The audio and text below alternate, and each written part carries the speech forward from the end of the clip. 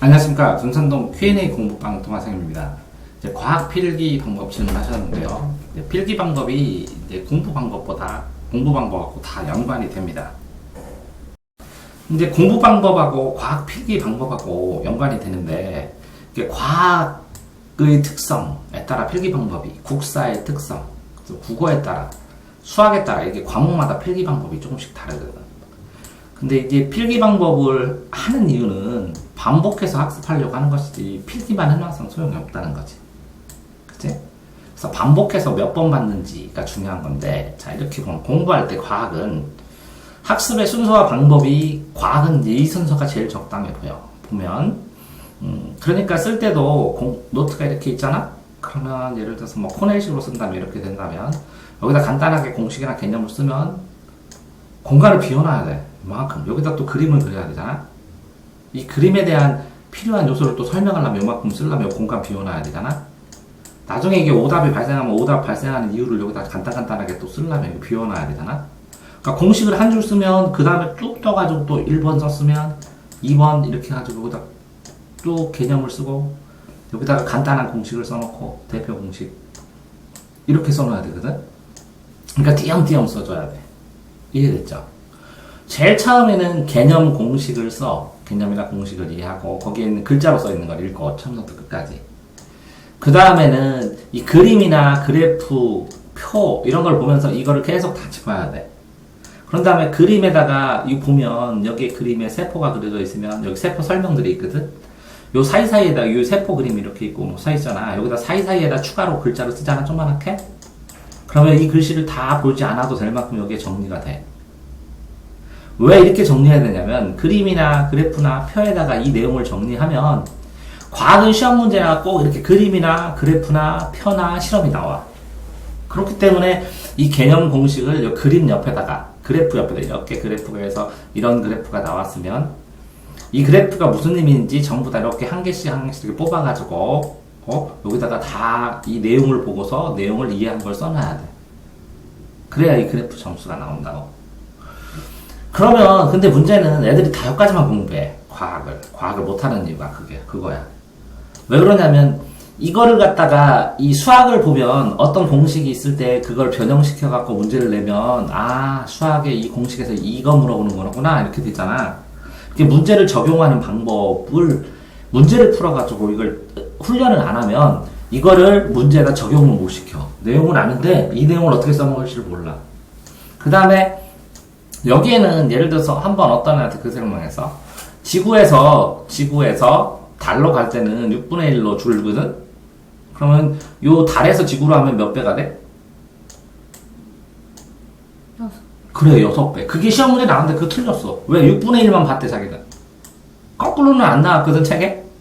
그러니까 이게 문제 적용이거든. 한 번만 해보면 맞추는데 이거를 6배 됐다고 맨날 설명을 해줬더니 거꾸로 한 걸 한 번 말을 안 해줬더니 얘가 틀렸어.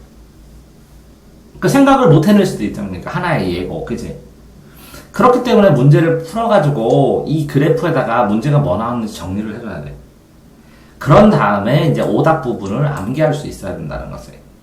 근데 과학하고 사회는 탐구 과목은 이해 과목이야. 이해가 안 되면 이거를 외워도 오해돼가지고 틀린 경우가 굉장히 많아. 국영수는 암기하면 잘 맞히거든. 그러니까 이 과학하고 사회가 아이들은 암기 과목이라고 하잖아. 그럼 60점밖에 못 맞아. 암기를 하면. 이해를 다 해야 90점, 100점이 나와.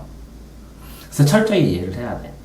자, 그러면 봐봐. 개념이나 거기에 있는 글자로 쓰는 정의나 공식이나 표, 숫자 같은 거 정확하게 외울 때는 이런 거 사실이잖아. 그지? 있는 사실. 그러니까 검은색으로 써놓는 거야. 정리하고서.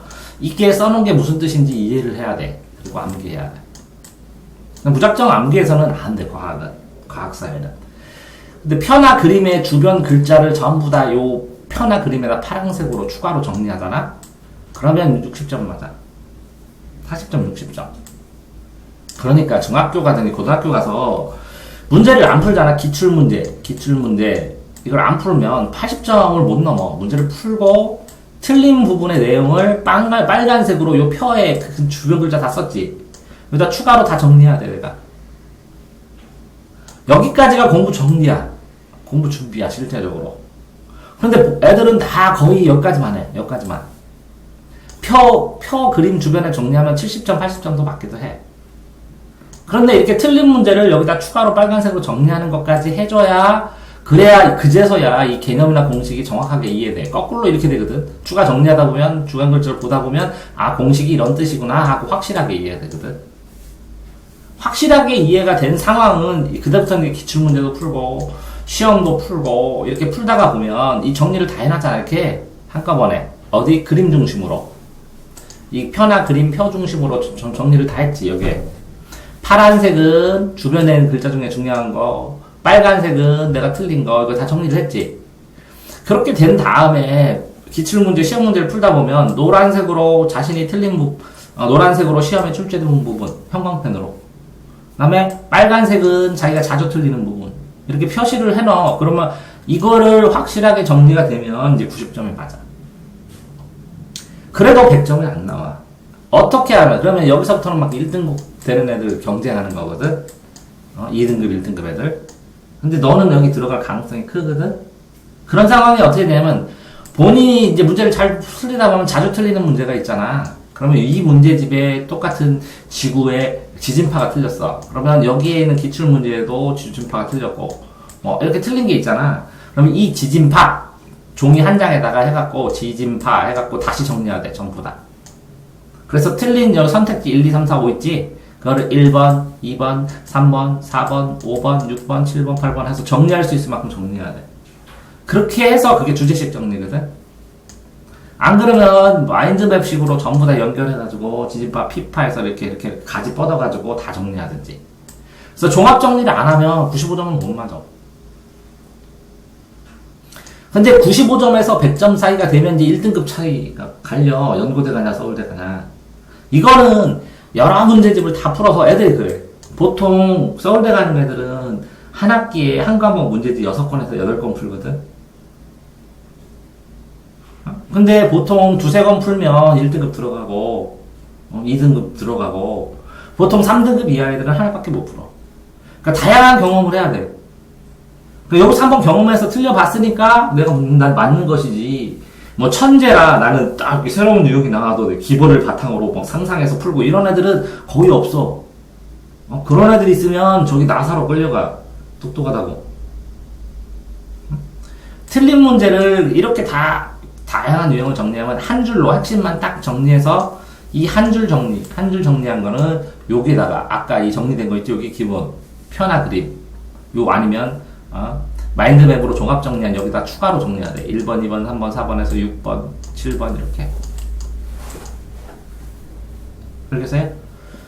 자, 그런 다음에 이제 과학 필기하는데 애들이 뭐냐면 쌤 그림 다 그려야 돼요? 이렇게 얘기하거든. 간단하게 그리든지. 근데 시간은 많이 써져.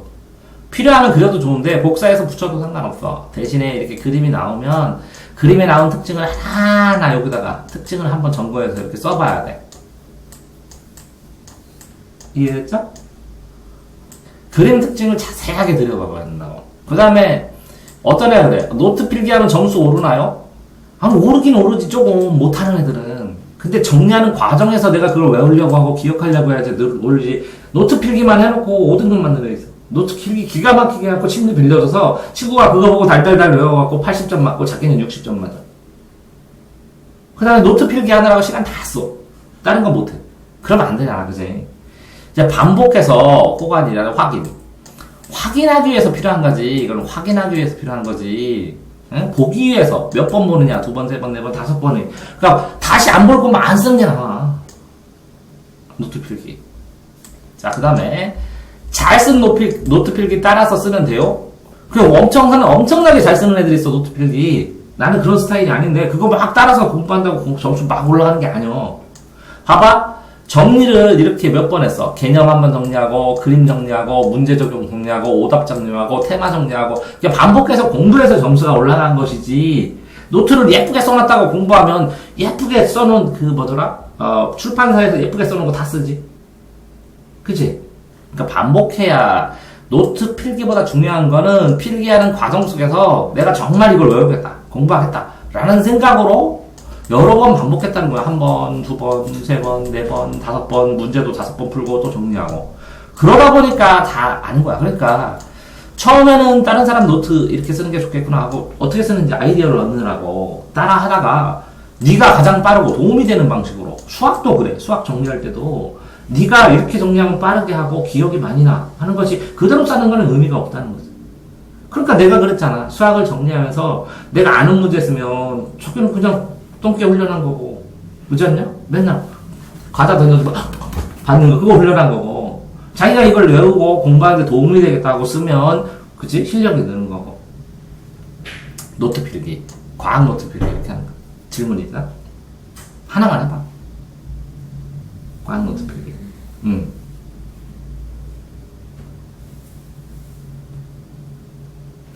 없어? 네. 얼떨결에 옆에 제가 찍는데 잠깐 사무실에 들어와서 같이 찍었습니다. 화이팅!